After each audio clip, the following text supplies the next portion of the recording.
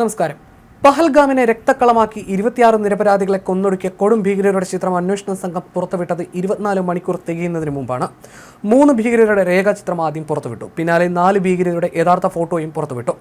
ഇവരെക്കുറിച്ച് എന്തെങ്കിലും വിവരം അറിയുന്നവർ പോലീസിനെ അറിയിക്കണമെന്നാണ് അന്വേഷണ സംഘം അഭ്യർത്ഥിച്ചിരിക്കുന്നത്.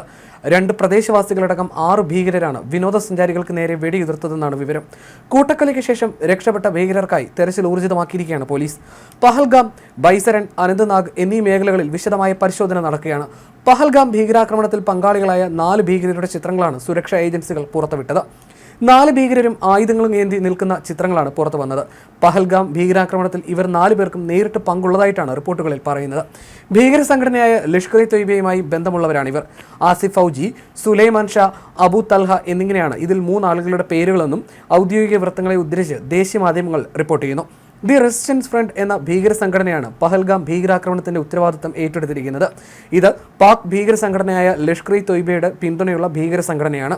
പഹൽഗാം ആക്രമണത്തിന് പിന്നിലെ സൂത്രധാരൻ ലഷ്കർ ഇ തൊയ്ബയുടെ കൊടും ഭീകരൻ സൈഫുള്ള കസൂരി എന്നാണ് വിവരം. പാകിസ്ഥാനിൽ ഇരുന്നാണ് ഇയാൾ ആക്രമണം നിയന്ത്രിച്ചതെന്നും രഹസ്യാന്വേഷണ വിവരമുണ്ട്.